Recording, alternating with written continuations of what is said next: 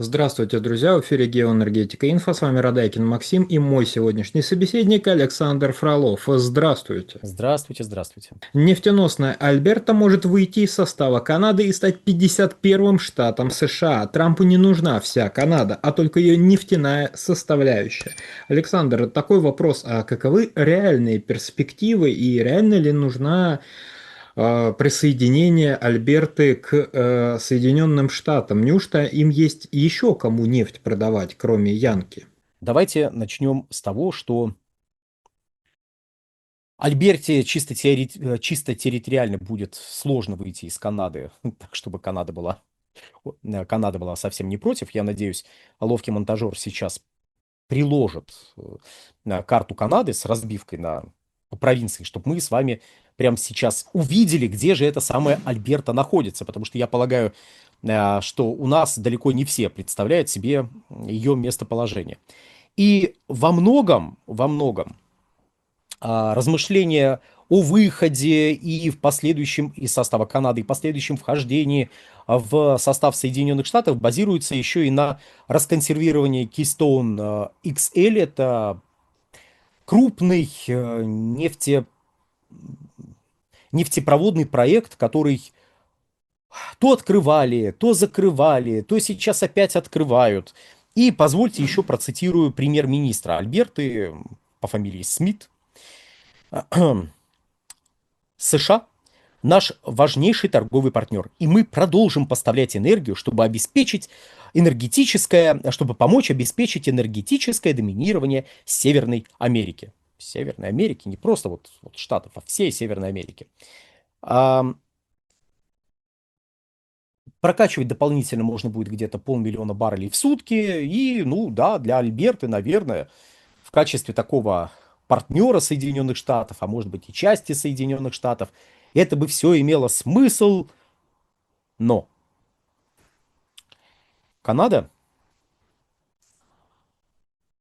стала неожиданно для многих таким полем информационной битвы между президентом Соединенных Штатов Дональдом Трампом и руководством Канады, как бы его там ни звали.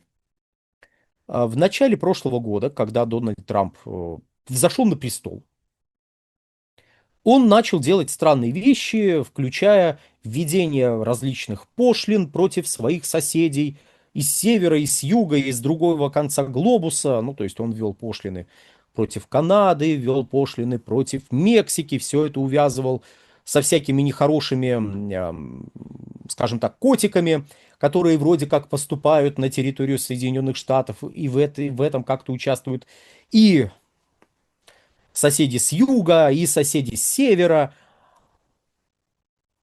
И пошли разговоры о том, что да вообще надо Канаду присоединить к Соединенным Штатам. Будем ли мы серьезно рассматривать такую возможность, что Соединенные Штаты присоединят Канаду? Ну, я бы не стал этого делать. И более того, я сомневаюсь в возможности успешного проведения каких-то референдумов на территории отдельных канадских провинций с последующим вхождением этих территорий в состав Соединенных Штатов Америки. Однако роль Канады для Соединенных Штатов действительно очень велика. Канада является крупнейшим поставщиком нефти, точнее крупнейшим внешним поставщиком нефти, который обеспечивает примерно половину всего импорта сырой нефти на территорию Соединенных Штатов. Многие у нас почему-то забывают, и об этом приходится напоминать и еще раз напоминать, что Соединенные Штаты не являются нетто-экспортерами сырой нефти. Они нетто-импортеры сырой нефти. То есть, экспортируя нефть, они импортируют больше нефти. То есть, если экспорт составляет где-то 4 миллиона баррелей в сутки, то импорт составляет 6 миллионов баррелей в сутки. Мы здесь не будем углубляться в вопрос о том, что Соединенные Штаты экспортируют дальше нефтепродукты, полученные из этой нефти, при том, что где-то 3 миллиона баррелей в сутки из этих нефтепродуктов — это сжиженные углеводородные газы. что тоже добавляет некоторые, знаете, перчинки к этой теме.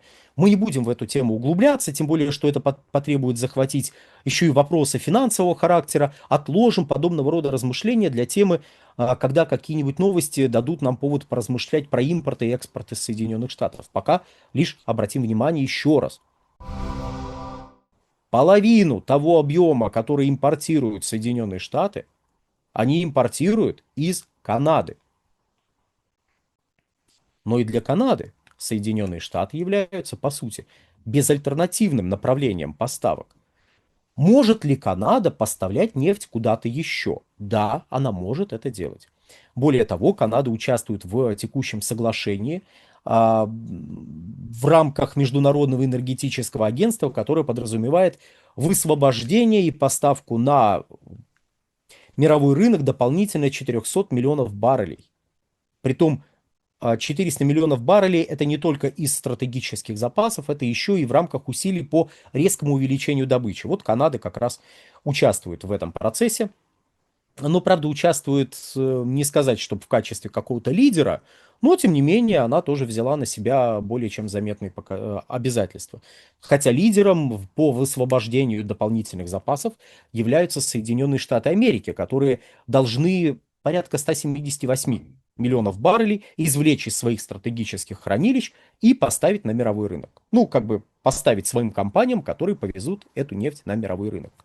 И здесь роль Канады еще больше возрастает, потому как, например, если бы сейчас действовал Keystone и XL, вот этот вот, там, в принципе, сама нефтепроводная система, сама по себе нефтепроводная система, которая соединяет Канаду и Штаты, ну, весьма развита. Если кому-то очень интересно почитать про проблемы этой системы, я предлагаю зайти на сайт Инфотек наш и по фамилии Митрохович, это фамилия автора, найти довольно большой обзор, опубликованный в начале 26 года, который как раз касается таких, ну, знаковых проектов в области поставки нефти. И там как раз про канадско-американские проекты тоже будет сказано. Очень увлекательное чтиво, прямо рекомендую. Минутка рекламы закончена, и переходим. Реклама в кавычках. Уважаемые надзорные органы. Реклама в данном случае в кавычках. Так вот. Возвращаемся к вопросу поставок. Так вот, если бы Keystone XL работал, то это бы означало, что, во-первых, Канада нарастила добычу, ну, потому что надо было бы как-то загружать этот нефтепровод, а загружать его надо было за счет дополнительных вложений в добычу, а увеличение добычи на 500 000 баррелей, ну, примерно, это довольно знаковая величина. Но тут я ведь коснулся вопроса, что, мол, Канада может поставлять на другие рынки. Да, может. У нее есть портовые мощности. К этим портам проложены какие-то нефтепроводы. Притом, как на западном, так и на восточном направлении. И в этом плане Канада, конечно, не на 100% зависит от Соединенных Штатов Америки. Но Соединенные Штаты Америки являются, по сути, безальтернативным рынком для подавляющей части той нефти, которую поставляет Канада. Тут я уже по этому вопросу предлагаю, ну, хотя ладно, мои статьи начала прошлого года, наверное, уже будут казаться не очень актуальными, хотя вопросы поставок в Соединенные Штаты из Канады с тех пор особо не изменились. То есть Канада продолжает оставаться крупнейшим поставщиком, а Соединенные Штаты остаются безальтернативным рынком. Но почему я говорю, что рынок безальтернативен, если есть порты, к этим портам проложены нефтепроводы, можно поставлять, соответственно, хочешь в Европу, хочешь в Азию. Проблема в ограниченности мощностей этих самых портов. И ограниченность мощностей диктует, в общем-то, простой факт, заключающийся в следующем.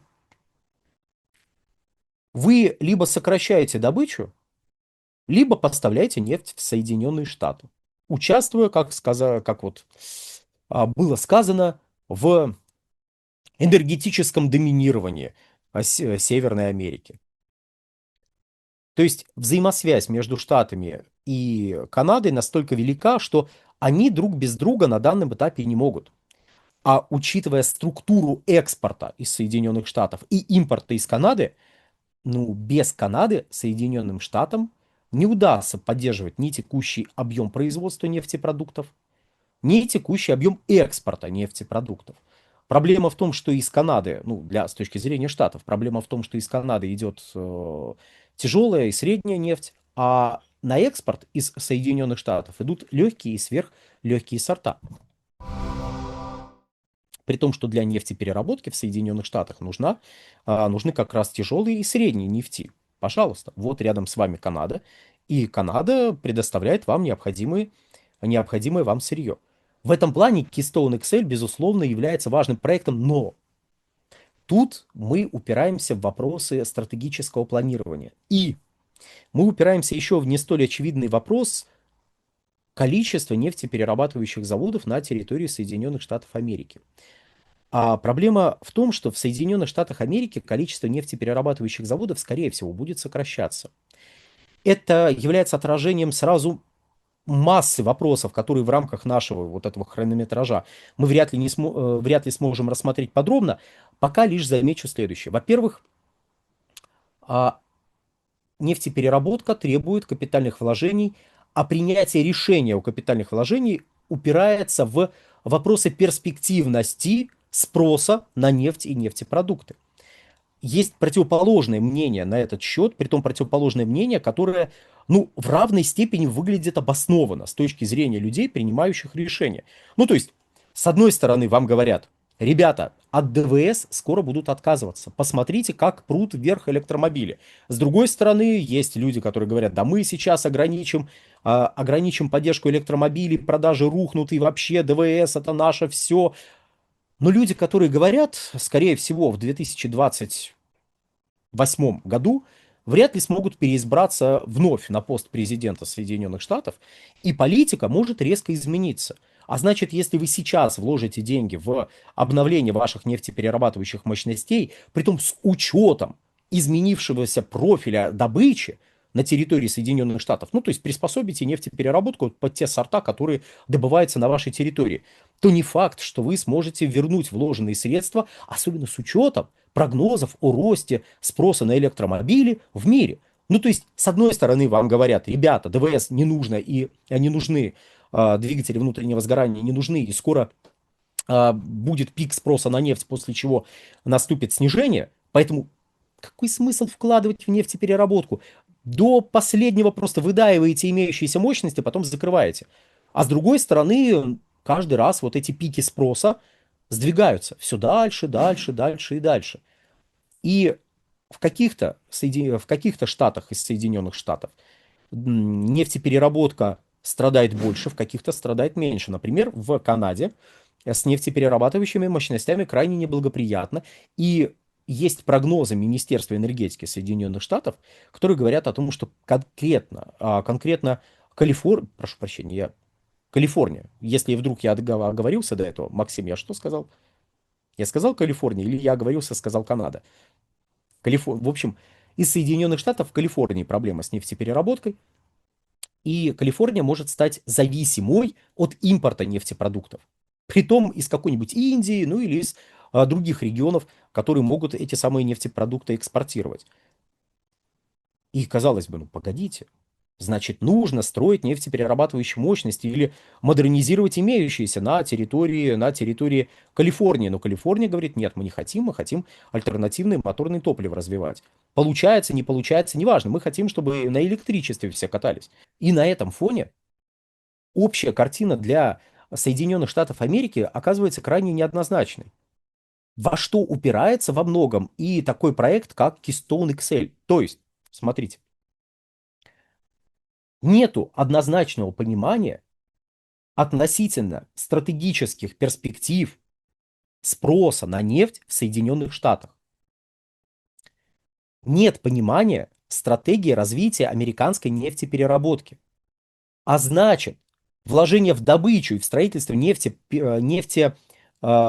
нефтепроводов, которые могут обеспечить поставки нефти из той же Альберты в Соединенные Штаты, не вполне оправданы. То есть вот эти вложения могут не окупиться, потому что может так оказаться, что либо нефтеперерабатывающие заводы на целевых рынках в рамках США будут модернизированы под местную нефть, ну, под нефть, которая добывается в Соединенных Штатах, либо потребление нефти будет сокращаться. Но как же Трамп, он же за энергетическое доминирование, да, но сегодня Трамп есть, а завтра а завтра может его не быть.